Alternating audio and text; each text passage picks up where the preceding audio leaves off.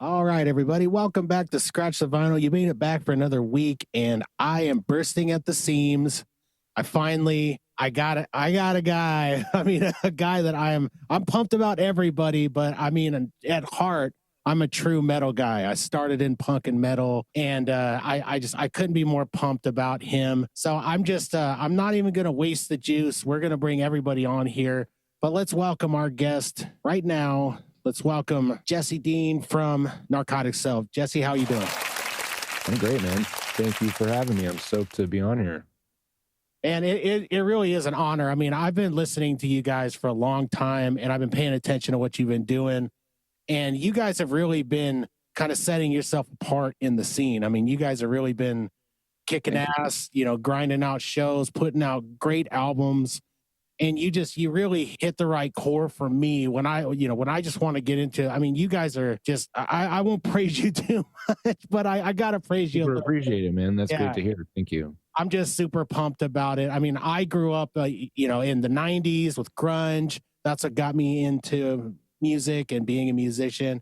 And then obviously in the early '90s or late '90s into 2000s and new metal, Korn, Slipknot, all of those bands just really set it off for me, and I've never really recovered from it since. So let's bring on my other hosts here because I want them to share in the enjoyment. First off, let's bring on the pale lady with the red lips. I don't think she's a witch anymore, but I do think that she's stealing our hearts, everybody. Brooke Johnson, how are you? I'm wonderful. Thank you. Yeah, I am kind of a witch, though. You could be more. I could be Glinda. It's fine. Maybe. I don't know. I'm mostly good. No, I'm doing great today, though. And thank you for being here, Jesse. We have the man himself, the myth, the legend, the party monster, the Godzilla of Lincoln and the surrounding areas when it comes to entertainment. We have Randy, Mr. Chill Wilson. Randy, what's up, bud? Good morning, everybody. Man, I'm stoked. Kane knows that I have a little history with metal bands, and so I'm super stoked that you're on the show today, Jesse. So thanks for joining us. And fans, buckle up.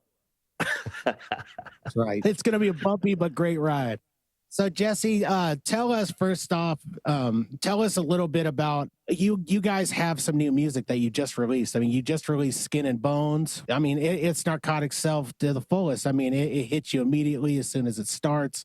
It takes you on that ride. You guys also put out Born on the Day of the Dead not too long before that. So tell me about those singles that you just released. Well, there's plenty to tell. There's a long story behind all of it. It's been a while since we were able to get some music out.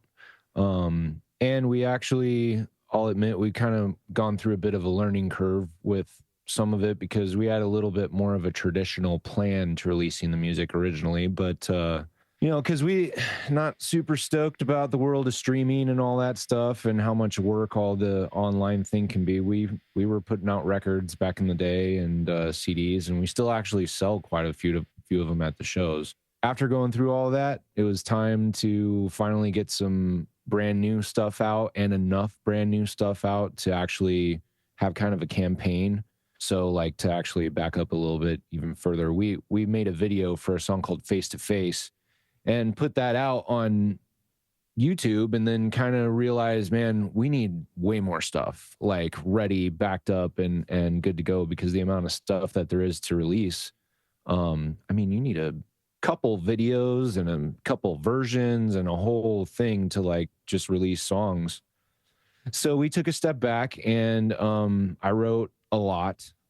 I wrote more than we ended up getting to, but then I kind of went through a little bit of songwriting journey, I guess. I think that happens for anybody that's a real artist and trying to be a songwriter, which is what I want to do. So I lived and went through, we had the pandemic and all kinds of stuff happened. So bring me to Born on the Day of the Dead, which was the first song that has come out of this new stuff, and kind of makes sense because it's correlated to a lot of stuff that I went through personally. I was actually born on November 1st as my birthday, close to Halloween, Day of the Dead.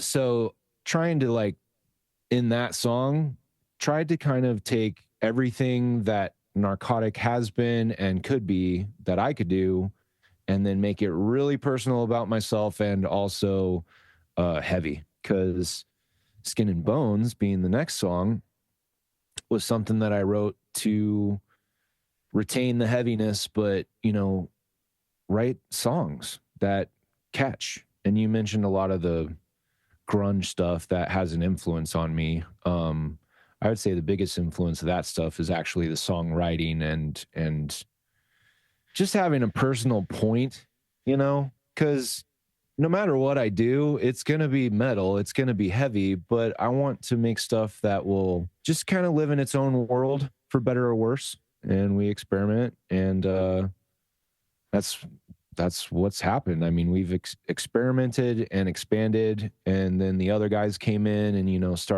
we started playing stuff live.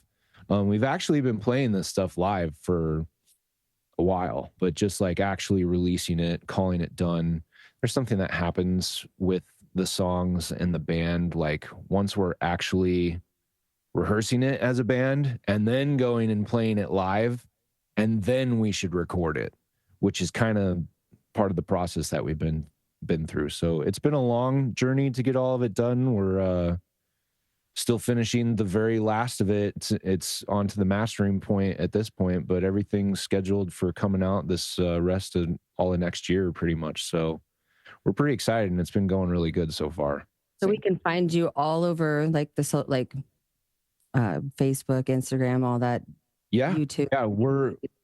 We're trying to be regular on YouTube now. This is kind of the first year that we've been actively active on Spotify. We've been there before, but like I said, streaming wasn't our world. It's kind of new. I still hope to put out some physical media, like a vinyl would be really cool, and maybe a CD, but we're on Spotify, Apple Music, YouTube, Instagram, Facebook. Yes, all of that. So I know you play a lot of live shows too. Where exactly do you play most of them, or do you go on tour, or? So we don't play as much as we want to, because for a few reasons. One, Omaha's pretty isolated. We've done well here for a long time. We've done well in like Des Moines and Iowa. We've done hundreds of shows there. For a long time, we were doing a lot over in Denver. I remember all of the van trips there. But yeah, I mean, so we're trying to maintain quality of life for our band and the shows that we can get. We've gotten lots of great opportunity to open for nationals and played with lots of bands. We have done some touring, mostly regional. But what we're trying to do now is to get on a legit tour that we can make some real plans off of. But it's a jump, you know, like anytime you go out, it's expensive and to do all of that. So we hope that this new music will trigger some online stuff that'll get some more interest, and maybe some big bands will extend a branch and take us out. We've always dreamed of like Fear Factory, Soilwork, Machine Head, Soulfly, Gojira, Lamb of God, Slipknot, any of those bands to take us out on longer than just a little weekend, because we've done a couple of weeks and weekend runs, but those big tours are hopefully what we can get into now. How long have you been a musician? Did you start as a kid, and why metal? Like, is there a cool story behind that? You know, I just eventually got into metal, angst of a teenage youth, I suppose. But my music history was, I've said it before, I was a perfect age for Nirvana, and I loved Metallica and Megadeth when I was quite young as well. Faith No More, huge, and all the 90s stuff. I was into all the 2000 stuff. I've seen Slipknot. I don't even know how many times. When I heard Far Beyond Driven and Chaos AD by Pantera and Sepultura, that was kind of it, where I was like legitimately starting to be addicted and crossed over. And I started playing guitar. My dad had guitars. The story with that kind of is that my dad was in some bands growing up and had a Fender Mustang from 1965 and learned a lot of surf guitar. and played in like kind of a surf band, and he was around Venice and all that stuff when that was going on. So that guitar was around. I would play around with it, and then Smells Like Teen Spirit came out. I was like, look at that guitar. And it was a Fender Mustang, and he goes, oh, I got that guitar. And or anyway, that might have been my introduction to it. But I started playing right into junior high, and I've been playing and learning. I started with a lot of that Nirvana stuff, and I just basically self-taught. And then in high school was like, I'm starting a band. And I started telling all my buddies like, hey, you have to buy a bass and you have to learn how to sing because I'm playing guitar and, you know, this is your job. And they're like, okay. Real quick, did you ever watch or have you ever watched South Park? And Oh, yeah. and they get their band together and they're like these little kids and they get up and they have a show.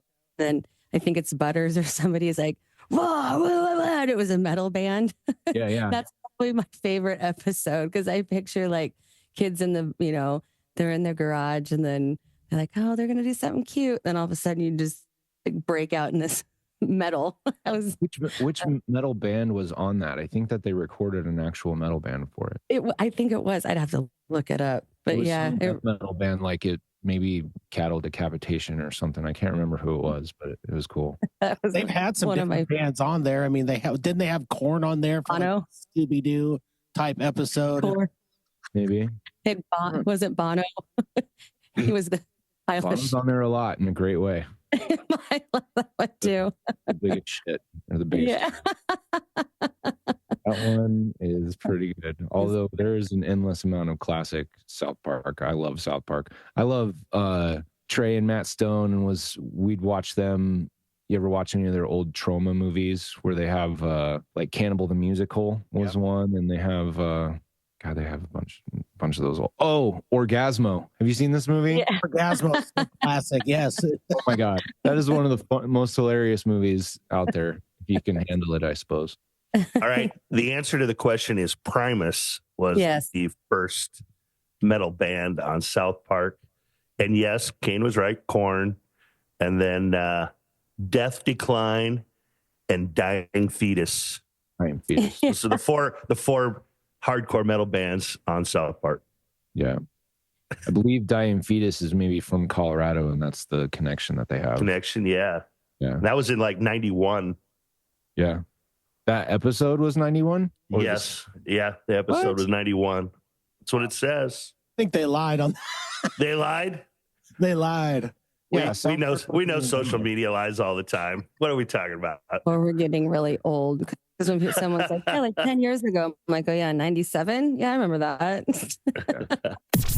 So Jesse, you talked about you had kind of a similar influence like I did. As soon as everybody our age, and I mean, I'm assuming, well, I can't say you're my age, but I'm 43. I don't know how old are you? We are the same age. Okay, perfect. So you had probably the same response when I saw Smells Like Teen Spirit hit the radio as hard as it did and hit MTV. I was just like mouth open, blown away, pointing at it, going, "That's what I want to do." Right? Like it was just the aggression, it was the sound, it was everything about it. But something that I can tell that influence resonated with you because you actually did a cover, an amazing cover of Heart Shaped Box, did you not? Yeah, thank you. That was atypical for Narcotic Self to do, I'd say, because there's a little bit of a line there for metalheads and what's metal, what's not. And Nirvana had a lot of heat from the metal world. As you said, that's kind of what the appeal was to them for me. Because so I was born in 81 and that was 91, so I was 10. And seeing stuff like just Poison, Cinderella, Motley Crue, I thought Metallica was cool and Megadeth, but you didn't see very much of that, and they hadn't really become whatever what they are now by any means. But when Nirvana came on, it was the attitude and the look, because they just weren't trying to be anything. It was very authentic, very angry in an authentic way. When I talk about like songwriting and making it personal and stuff, there's kind of something about metal that can be a turnoff for me, because I'll like all of it for what it is. There's European symphonic metal, prog metal, yada yada. There's so many different labels and subgenres now to it. It's almost annoying. I look for authenticity in music because that's just kind of the only way to connect. And vocals are a huge thing too. You know, like songs need to ebb and flow. And if I'm in the mood for Dying Fetus, Cannibal Corpse, Napalm Death, newer stuff, Lorna Shore, whatever, you know, cool. I can be in the mood for like Cat Stevens or I don't know, you know, anything. I like a full spectrum of music. So yeah, I was definitely influenced by all that stuff. And but like more into metal, Hetfield, Rob Flynn from Machine Head, Sepultura was huge. Like a lot of those front guys that sang and play guitar, I thought that was the coolest. Dimebag Darrell was absolutely like mind-blowing, you know. So that was the stuff also that was huge influence. Mr. Bungle, Mike Patton, Meshuggah, Lamb of God, when all that started. So with Lamb of God, that was kind of when we were having our first like little kind of tastes of success, or like people recognizing us, or, you know, starting to spread the word a little bit. And we kind of fit into a lot of that like new age thrash, you know, the whatever they call that, you know, the next subgenre that they came up with. But yeah. I just like to ask a lot of our how you created your name, like Narcotic Self. Is that a personal thing, or did you guys just all come together? And, you know, I love hearing where your name came from. Thank you. Yeah, it's a unique name. I feel almost cursed by it in some ways because it's so uncatchy but memorable, because it's almost weird. You go like, huh, it's interesting, but what does it mean? So I like it from that standpoint. Where it comes from is personal. I don't really mind talking about it, but I came from a fairly troubled home growing up, and I lost my mom from addiction and alcoholism and stuff. So I've been really affected by all of that kind of stuff growing up and coming of age myself as well. And strangely enough, like I think I've maybe overthought it so much of what it means to, you know, over the years. Like I like doing that typical thing of what does it mean to you? But it's just kind of like being addicted to your own mindset. It is open for interpretation, but it's meant to make you think a little bit. Yeah. I really like I like it a lot because I can remember it. Some of them I'm like, I have no clue. But yeah, it's a good one. I like that. Yeah. And I remember going to Dropkick Murphy, and they had a mosh pit out there, and I didn't realize what was going on at first. And I was with a friend of mine, and he used to do mosh all the time. But we're older now. And I remember looking over, and I was like, hey, dude, we got to get over before I could finish. I hear this guy go, oh, dude, get out of the way. And I'm like, oh, great, there he goes. And I'm watching him just thinking he can do this. And I finally get out of the way. And back in the day, I could do that when I was younger and my little more hips weren't going to break or something.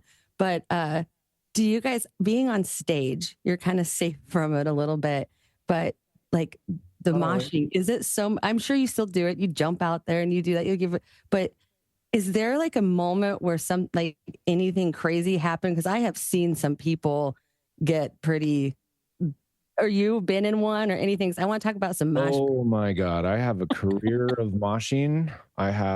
It's comical now because you actually hear like, I went and saw Lamb of God over the summer, and they brought me out of mosh pit retirement. I'm careful now because I actually broke my ankle once in a mosh pit. It was silly. I have been in many mosh pits, many very intense, testosterone-filled, muscle-bound filled pits. I was there for all of Pantera's stuff. Like when they came around and I was old enough to be at the shows, I saw them 20 some times. Slayer, I've seen 20 sometimes. I've seen Cannibal Corpse and Lamb of God. I've seen many shows. I've moshed many, many times. As far as our shows go, there's been plenty of crazy things that have happened. Ambulance calls or anything? Um, Or somebody in the back room and the green room just sewing up heads. I don't.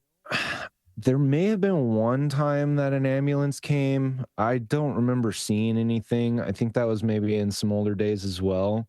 There's also like eras to the band, you know, because we used to play it like we had a early Ranch Bowl era here in Omaha, and then we had like a Sokol era, and then we've had other, like we're in kind of a waiting room time and stuff. We play the waiting room a lot.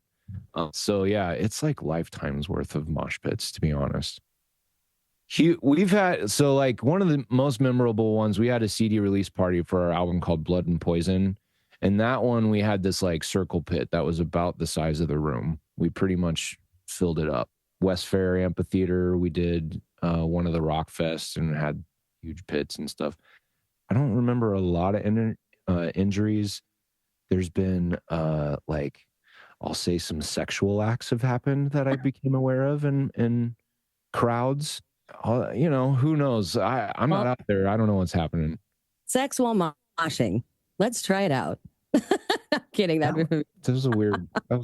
There was like a volleyball thing at that show, and someone was grinding it out, as they might say.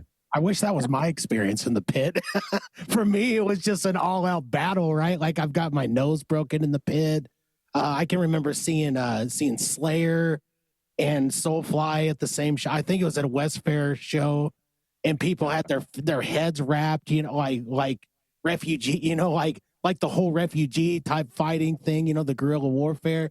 And I mean, I've never seen a pit explode so much. And I've been to Slipknot but that pit in particular was like you were just fighting for your life to survive. For which show? It was Slayer and Soulfly. It was an all-day event out at West Fair. Were you at that one? Yeah. Was that the lightning strike one, or was it maybe little bit later? This would have been like early 2000s. I mean, like, man, I want to say probably like 2001 or 2. Yeah, I was at that one. Yeah, so you remember the pit. I mean, the pit was wild. I remember seeing people getting carried out left and right, getting knocked down, girls getting knocked down, and guys like defending them because they're getting stomped. It was wild. Those there's kind of later Slayer shows, but earlier for us. A few years back, Slayer was serious shit. Yeah. All dudes, you know, at least 99%, just like Sex in the Mosh could be a new album cover. Yeah. Or a new song. So right. You never know where inspiration comes from, by the way. And Rook's good at that, by the way. Naming things. Yeah, not sex in the mosh. Yeah. I haven't tried that. Whatever. It's on my bucket list. Sounds like something my old lady says all the time, you know, or sex with the mosh is what she calls it. A drink name too. Yeah. All right. It's that wonderful, magical time of the show where we give you the gift that keeps on giving, which is these awesome sponsors, products, venues, and all those great things that help us continue the show. So stick around, listen to the commercials.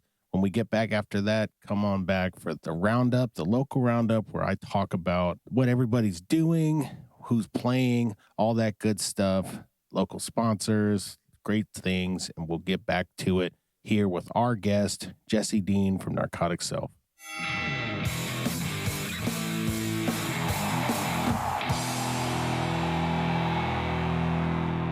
Ladies and gentlemen, boys and girls, get ready to rumble with the Ultimate Beard Care Showdown. Introducing our headliner, the one, the only, Squatch. Oh, yeah, Mean Jim. Squatch in the house, and I'm here to tell you about beard products that'll make your whiskers the talk of the town. If your beard's ready to take on the world, you need the power of our beard balms, butters, and oils, brother. That's right, Squatch. Let's kick things off with the Beard Balm of Legends. This beard balm is like a body slam for your beard. It tackles those wild hairs and smooths them out, making your beard look like $1,000,000. No sweat, brother. What's the scoop with the beard butter? Oh, brother, it's a game changer. This butter makes your beard softer than a cloud and is easy to manage as a well-oiled wrestling machine. Plus, it's got a scent that's as sweet as victory. Oh, yeah. And let's not forget the beard oil. The beard oil is the final knockout punch. It hydrates, shines, and smells like a championship belt made of cedar and pine. Your beard will be the 1, 2, 3 of any match. Where can our fans score these unbeatable products? You read my mind, brother. Head on over to elegantsasquatchco.etsy.com and grab your beard gear. And listen up. Use the code SUPERSHOW and get a jaw-dropping 20% off. That's right, 20% off. Your beard's about to go from 0 to hero, brother. That's elegantsasquatchco.etsy.com and use your code SUPERSHOW for 20%. Don't wait, make your beard the ultimate champ today.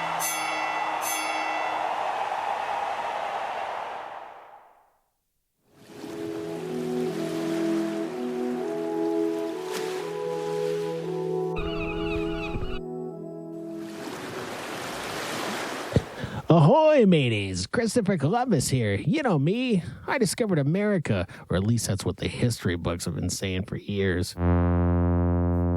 Anyways, I have a little confession to make. My compass quit halfway through the trip, and I got lost at sea on the way there. Ahoy, Captain. What direction should we point the boat? Shut up, you fool. I'm in the middle of a commercial here. Anyways, what was I saying? Oh, yes. When we arrived on land there, the natives were all decked out in their cool Viking gear. They said these big, smelly, bearded guys came, hung out, then split with all their cool stuff. Hi, it was a weird day. That could have been our cool stuff. We could have claimed all this great treasure and all this pirate's plunder. But, sir, how will we steer the boat if we don't have a compass? Well, this next trip is going to be different. I'm heading to Slying Tattoo to get a compass on my hand. After that, everything is coming up Christopher Columbus.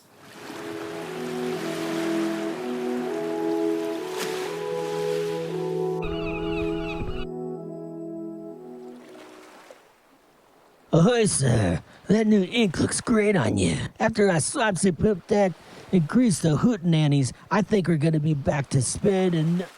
Oh, no. What is it now, you buffoon? It appears as if America's shores are just on the horizon. What? How could this be? I've been pointing my arm in the same direction for days. Well, looks like this tattoo compass is broken too. Guess I'll have to head back to Sly Ink for that dolphin lower back tattoo I've been wanting to get. Well, looks like our native friends are waving us in, but oh, wait, they don't look very happy. Well, until next time, friends, if there is one.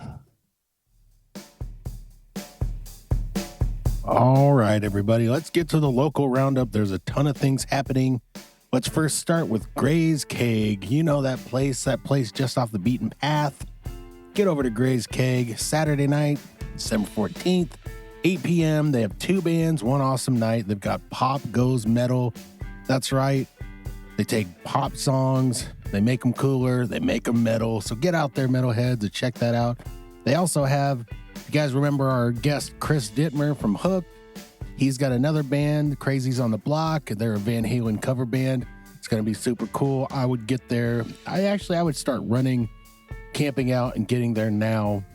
Also, the Zoo Bar's got a jam-packed weekend of entertainment. Friday night, they have Beyond Bananas with a guest to be announced. 9 p.m. show for $10. Not a bad deal. Saturday, 9 p.m., they've got Within Wilds and Cuddlebone. I think that's an $8 show. Then Sunday, they have the old Zoo Tanani, Hootenanny, Zootenanny, you get it. Comedy show with Dan Reese. That's at 8:30 p.m. and that's a $15 admission charge. You guys should get to those places. Also, Kelly's Pub is always a great place to go for karaoke with Mr. Chill. Check some of that out and support live music, everybody. Last but not least, we have Roots Music Shop. I always mention them because you musicians that are listening, you people who want to be musicians, get over there, buy those instruments, start learning to play. There's no better gift to give at Christmas time than the gift of playing guitar or an instrument or any sort of music. They also have records there. So get to Roots Music Shop, tell Ryan that Kane and the rest of the crew really from Scratch the Vinyl told you to go there, and he will give you a handshake, pat on the back, and good deals. So that's what we have this week for the local roundup, everybody. Now let's get back to our guest, Jesse Dean from Narcotic Self.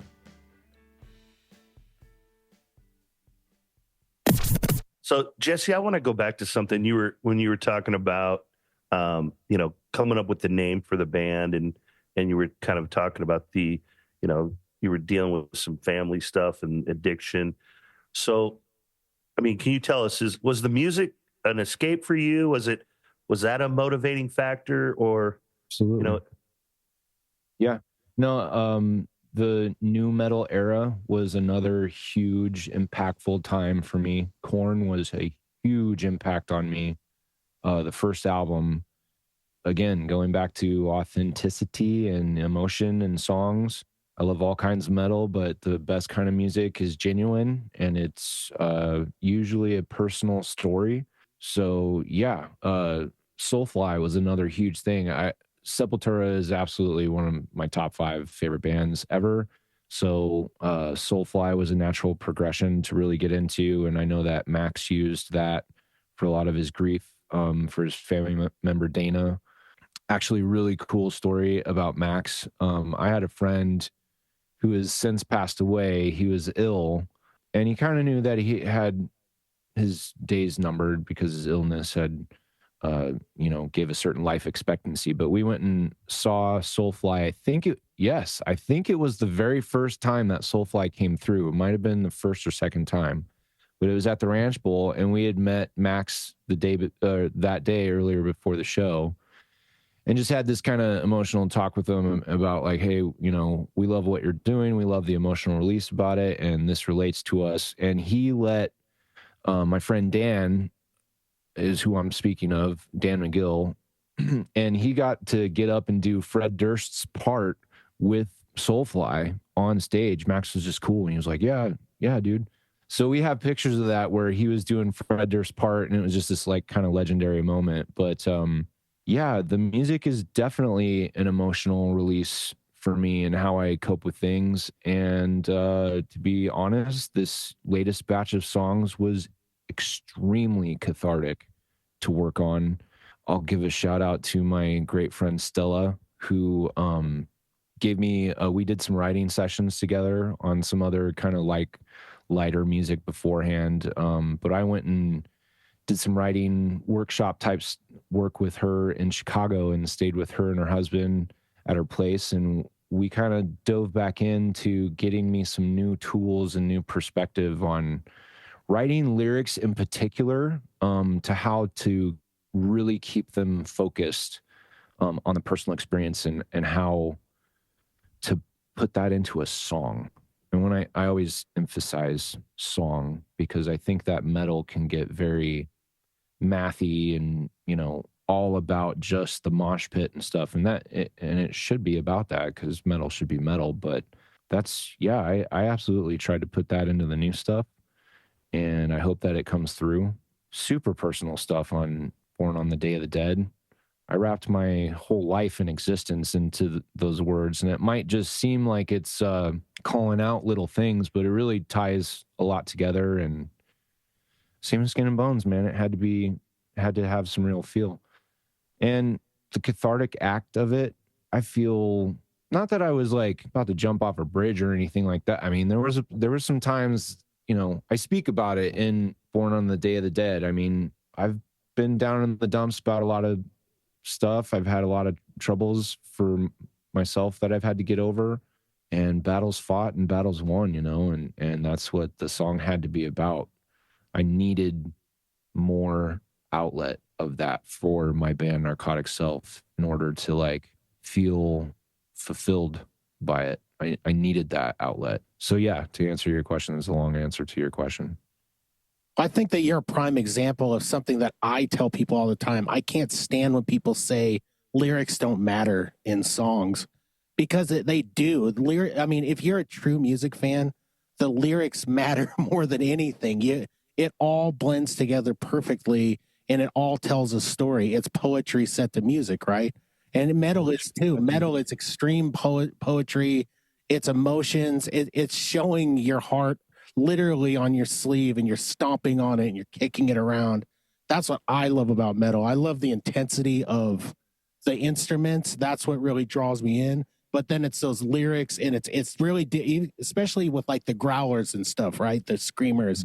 Sometimes you don't always get the enunciation, everything, but that's the joy of loving the music. Is you start to dig into it. You look and you open up those CDs or the album or whatever, or you look for the lyrics, and then you dig in, and then you start to re-listen, and you can hear that, and you can feel the emotion of what this. So, man, thank you for saying that, because I think it's so important now more than ever, for people to know that the lyrics matter. They absolutely matter. They've always mattered, and they'll continue to matter as long as we're music fans. It's the most important thing for a couple of reasons. One, it's the one thing that any listener will understand, as long as they understand that language, obviously. But for me, it's another outlet of artistry. If you're interested in word crafting and telling stories and being creative, doing creative writing, which is actually something else that I've kind of discovered, like that stint with Stella that I did, that was kind of something that I rediscovered, and was like, wow, I actually love writing. I'm by far not an avid reader, but I do appreciate a good author. Word crafting and song smithing is the stuff that I care about. And back to Nirvana and stuff. I mean, he was one of the greats. Alice in Chains, man. Like, good God. Great song crafting. There is. And I was going to ask you about that, actually, like when Nirvana did their Unplugged. Have you ever done that? Like an unplugged version to, your lyrics? Because I think everything sounds different. Last week. Yeah. Yeah. No, I literally play the Unplugged set by Nirvana. We've been doing that for almost a decade already somehow. I told myself I was never going to be a cover band guy. And then just because I wanted to branch out and do more, I had some other friends. I was like, okay, well, I'll do the tribute thing. And this was before it was like normal like it is now. There's so many tribute bands, but I love the Doors and started a Doors band and had that going for a while. That was great. And then ended up doing the Nirvana. My Nirvana band is called Nevermind. And when we started that, we didn't have a ton of people showing up. And I was like, I don't think I'm going to do this if nobody's going to come. But we tried the Unplugged set and it totally sold out. So we've been doing that every year. Well, actually, we do that less often. And we just did it in Des Moines, and we're doing it here in Omaha on December 27th of this year, 2024. Come to Lincoln. Do it here. Do it here also. I would love to. We would love to set up more, actually. So any venues that see this, like, we're looking to do that more. It's awesome, dude. Yeah, it's magical. There's something really awesome about stripping down like that. And the new Narcotic Self stuff is more musical. There's more song progression and melody, I suppose, in it. It's still definitely like equally as heavy, sometimes heavier than some of the old stuff, but there's melody in the new stuff that I'm rambling a little bit today, but it was cool to get some of that melody and explore it in the Unplugged and Nirvana stuff. Yeah, my mind's blown right now that is you, that you do that. Never mind. I have friends that love you guys so much. You should check it out. No, yeah. So Narcotic Self has been playing with a band called Face Cage for years and years and years and years. And they were over in Des Moines. So Matt Nyberg is an old friend of mine. And we reached out 10 years ago. And I said, what you been up to? And he goes, oh, I started an Alice in Chains band and we're doing Unplugged. And I was like, no way. I started a Nirvana band and we've been talking about doing Unplugged. And eventually we did it together. It was great success. And then after many years of doing shows, they were in search of another guitar player. And I said, no, I can't. I don't have time. And they said, well, it's happening, so you better get ready because the show's in a month. And now I'm in the Alice in Chains band as well. So I do Jerry Cantrell and Kurt Cobain pretty often. But that stuff is like second nature to me. Like it's built into my DNA. So I know those songs front and back, and it's a lot of fun. Kane, I got to tell you, I got out of the business at the wrong time. Oh, I know. If I knew Jesse was coming along, I'd have stayed in it. Well, we could hint to our sponsor at Gray's. You know, we could talk to some of these venues. Pat, if you're listening, and I know you are, let's please get Jesse and Nevermind here. Let's get Narcotic Self here, man. The bands are looking for more gigs. So yes. Well, I used to promote metal bands, for about 15 years. And one of my bars downtown, we pretty much exclusively in the summer promoted nothing but metal bands. And mostly because, you know what? They packed the place, and the crowds were awesome. We've talked about this maybe before on the show, but you know, I think people have maybe an idea what metal crowds might be like. But let me tell you what, there's some of the best crowds I think I've ever had. I mean, no joke. Like, they support their local bands. They come to have a good time. They're respectful. A lot of people have fallen in the pit and needed to get helped up. That's what it is. So everybody knows. We're all there. Everybody knows. Yep. Yeah. And everybody there is an outcast. So we're all part of a family, and we're all there to kind of do the same thing. Back to that cathartic experience, you know. That's what it is. So I mean, that's what it was for me. I felt like an outcast, and I felt at home when I was at metal shows. I would go to metal shows, and you nailed it. I mean, if you don't have family, you show up there and you instantly have family. Everyone embraces you. They take you in, and everybody's just there. It's so beautiful for the love of music and just the togetherness of it all. I find myself saying out loud, mouthing, I'm home, I'm with family. When I go to these big shows, I mean, I used to do it at Ozfest when Ozfest was going on. So, I'm not worried about anything here. I know this is where I'm at. So yeah, dude, 100%. A lot of my metal friends are the most chill people. It's because they have an outlet. They go and you get to express. And, you know, some family members that I have, same thing. Like they just feel like it's therapeutic to them. And I feel like everybody needs to do that. And I think I mentioned that one other time about, you know, like metal, I was always like, oh, it's just loud. And then when you actually go and feel it and it's like when you're on top of a hill and you scream, you know, to get that therapy. And it's helped a lot of people. And even like your lyrics, and, you know, it really touches a lot of people. And I know that it's helped me out a few times. You know, it's not really appropriate to be, you know, at Target screaming, but I can sure do it at a concert. But it's very therapeutic. And we appreciate that there's music out there and that people like you do that. Like it's unbelievable. Thank you. Well, I remember the first time I had a metal band come to me and want to play. And ironically, it was they wanted to do a Halloween show. And at the time, these guys were kind of young. I mean, they're late teens, like just out of high school. And they came to me and said, any chance you would let us play? And it was a band called Dirt Fed. And this is when they were raw, young, and just starting to play out. It entered my mind when you were starting to tell the story. And I'm like, I wonder. Yeah.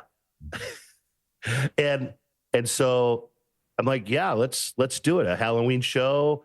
And man, all these young kids came and packed the place. And I had those guys come and perform many times over the years after that. And of course, they got to go out on tour with Slipknot. And I'm not sure in their grand health of things, that was one of the best things that ever happened. But they really did get to kind of live their dream of what that would be like. But I'll never forget, it was a Halloween show. It was probably on your birthday. Yeah, I was kind of hooked ever since. And like I said, they're just, the base for metal here in Lincoln was very supportive, and they show up for each other. And I'd love to see more metal bands back here in Lincoln, really. So I love the guys in Dirt Fed. I was a huge supporter of that band. I was probably at that show that you were describing. I pushed Dirt Fed onto a lot of people when they were at that time, whatever time that was. But we played tons of shows. Our friends Dead Echoes, Dirt Fed, and lots of Lincoln bands. Yep, Dead Echoes. Yep. I mean, Rich from Dead Echoes is playing with us, you know, and has been for a while. So we're all still integrated. And I was happy for Dirt Fed and also jealous at the situation for them going out with Slipknot and all that. We played the same show that both of us were in consideration for that situation, and it went to Dirt Fed. So I was always happy for them, stoked and jealous and pissed when they were up on that Knot Fest stage. So it was really cool. Man. And they've always been supportive of us too. So like we're brothers, you know. Kane, we talk about this all the time, the full circle effect. Like, man, there it is right there. How many degrees of Randy is what we're really talking about. Like, here it is. Here's a metal connection with Randy. He was probably at that show. I mean, that's just so wild. I love these stories. Yeah, man, I love those guys. I was happy for them too. Like they were the scene at the time, and I always felt kind of like semi-responsible for giving them that one of those first times to play, and they stuck with it. I mean, and that was I don't know. I'm not a musician, so I've just always had to find my love for the music through other people and the bands, and you know, kind of why we do this show and why I do this show is to really support local talent of all kinds. And like I said, I've got a soft spot for the metal side from my personal experience. So sure, I'm glad you were a part of that. Oh, I was maybe a very big part of that, to be honest. I mean, I'm not. Look, dude, Dirt Fed was awesome. That's why they got opportunities. And there was a time that I was pushing them onto a lot of the same people that might have given them the opportunity to get them onto some of those Knot Fest things. So I can't take credit for what happened to them, but it was kind of short-lived, and maybe that's what was meant to be for them. And I learned a lot too, because I learned how quickly things can burn up and what opportunities might amount to if not taken full advantage of. Dude, it's hard. It's hard to be in a band. It's hard to make music, and it's really hard to go on tour. So yeah, it's a small world out there too. Once you start getting into the bigger ponds and oceans and seas of musicians and bands that are out there, there's a lot going on, especially today. So I love that perspective. And man, I'm glad you've kind of found your way at this point with the new stuff. That's like, we do got to get you guys down here to Lincoln. That's for sure. Absolutely, man. I miss Lincoln. We had some killer shows over in Lincoln, and when Dirt Fed, you know, kind of disbanded or whatever, that was our biggest and best hookup for putting shows together there. We were a very connective band. We were the ones that were reaching out to a lot of the Lincoln bands like Dirt Fed and Dead Echoes, and also over in Des Moines and Kansas City and Denver. We were the ones out of the time that we were doing it. We were very active in trying to find bands that we could trade shows with, and Dirt Fed was absolutely one of them. Lots of shows with those guys. You guys definitely took the ball on that. I mean, once Dirt Fed kind of, you know, it ended and everything, you guys just kept on, you know, laying on the gas. That's the thing about you guys. You guys had always been there before and during that, but you guys just keep progressing. How do you continue to do it, man? Because like for me, it was so hard to maintain my voice. I was a screamer. I could growl and do all that stuff, but I would be in a complete whisper by the end of the night. My voice would be blown for weeks. I can't even sing the same octaves that I used to anymore because I blew my voice out in an untrained way. How do you maintain yourself in what you do? So I'll actually reference back to that word of authenticity, because I found myself kind of playing even so much Narcotic that it was just like, man, I've played these songs so much. I don't know that I'm relating to them or having the same emotional thing. So having the authenticity behind wanting to scream about something instead of just having some line that needs to be heavy and has to be dark and has to be brutal, you know, like there's a time and place and band for that. I don't think that Narcotic is that. That's not for me. I need an artistic, emotional outlet. So that was step one. And kind of over the years, trying to mold what I can do, what's really hard, what's not so hard for me. And then what am I also trying to imitate versus do myself?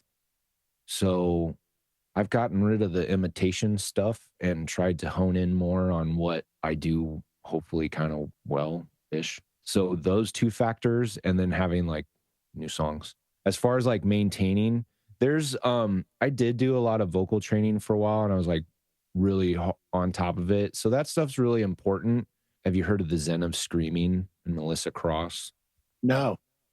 She's like semi-famous now for being the scream queen or scream coach, but she's pretty much the main vocal coach for all the big screamers out there. She's worked with everybody and teaches. There's instructional courses that she has. It's called the Zen of Screaming. It's great. She gave exercises, tutorials, explanations. She has workshops and stuff. I did one of her workshops not too long ago, but she teaches a lot about breathing technique. And once that was ingrained to me a lot, then I could start paying attention a little bit easier on stage. If I know that I'm short on air, I start holding back a little bit so that I don't blow my air or use my air, I guess. Sorry, got a little weird there.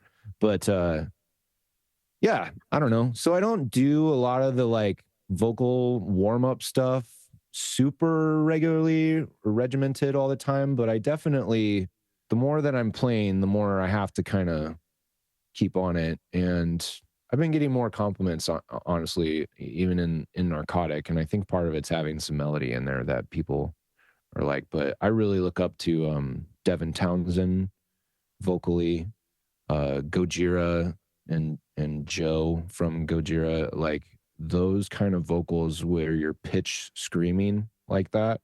That's where I've tried to kind of take my voice more instead of trying to go more brutal and more guttural and stuff like that. Dude, I can't compete with Lorna Shore or anything like that. So I'm gonna go into what I like: Machine Head, Sepultura, Devin Townsend, Gojira. Keep it metal, keep it melodic, and keep it authentic. And that gives me the reason to want to push that much air. And making it personal gives me a story to tell. And there's a reason for me to scream. So another long-winded answer for you. Oh, that's what we want, man. I mean, that's what you're giving great answers. This is Juice, man. You want the juice? I got it. Yeah. I did everything wrong. I just washed the old gullet down with whiskey and gin and thought that was going to be one way to do it, man. One way. I wanted to learn how to blow my own air. That sounds amazing. Blow it just from the diaphragm. I was a cheerleader. I hate admitting that, but they teach you go from the diaphragm when you're screaming, and then but when you're a mother and you're just like, and then you notice that you need some tea.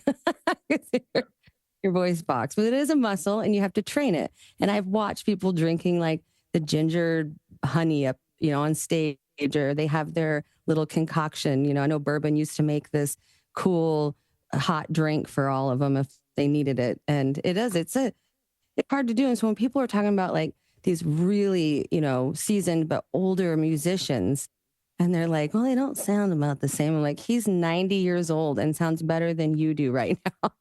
Yeah. It takes a lot of work to do that. I mean, as you get older, your voice does change. It does drop. I know Dave Mustaine and Megadeth, like sometimes would down tune the guitars a little bit to help try and not quite as high for old Mustaine. But I just listened to a little interview with Chuck Billy from Testament, and he said that he sometimes likes to eat like a potato chip or something because that does something to his voice. I don't know. It's also kind of like about the right amount of phlegm sometimes if you're doing screaming, because that can actually, you just want your throat kind of coated and like good to go so that it's, I don't know how I do it. I just do it. Isn't that what Pat was talking about a couple weeks ago? That there's a guy in a metal band that showed up with like a jug of milk, and he would chug milk and be so phlegmed, and he'd be like, "Hey, you really shouldn't bring in like foreign like drinks into the bar." And he's like, "But I need it because I need it for that extra growl and everything." I was gonna say milk is one that kind of would help me, but I don't really drink milk very much, so if ever. So I couldn't see you drinking milk on stage and go like. Some people can't even eat before they go on. You'd need the bucket, I think. Yeah, milk was a bad choice. I don't think I'd. I don't know. It'd give me the squirts. I think I'm like partially lactose intolerant. You know. Yeah. I would just drink my milk like Clockwork Orange, just sit up there all weird, and that's how I would do it. Me too. Mm-hmm. Unfortunately, time absolutely flew on this one. I mean, man, it just we get into these interviews. But we don't want to take up too much time. We'd love to have you back on. Let's do another one. And this was awesome, man. It really was. You lit a fire in me, and now I'm going to listen to metal profusely for at least the next month and a half. So I just want to thank you for being on the show, man. Absolutely. Thank you. Yeah, I'm stoked with our new music, and thank you guys for checking it out and helping pump it out there. And we're going to be releasing stuff. There's going to be a new song almost every other month, if not more than that, for the next year. So we're definitely going to be out and about, and we're looking for gigs. There you Absolutely. Jesse, thanks so much for, taking the time to give us some really in-depth look. I think a lot of people are interested in metal, and even as a casual, they're interested. And I think you did a great job at really explaining that. And man, I can't say enough to how much we appreciate you being on the show today. I'm happy to be here. Thank you. You're always welcome back. I'll definitely be contacting you. I really would love to put together a show, or even like have you on to one of our events or something, man. Like I really want to get you here. That would be such a blast. No, yeah, we are trying to book 2025 right now, and we could get the whole band on another episode of this sometime, and we'll have new music going on. So I love and appreciate you guys. So thank you, and we're all about it. All right. Well, metal fans, I know you guys are salivating right now, and we're giving you guys the best guests. And this was a prime example here with Jesse from Narcotic Self. And tune in next week for another awesome episode of your favorite show, everybody. Scratch the vinyl.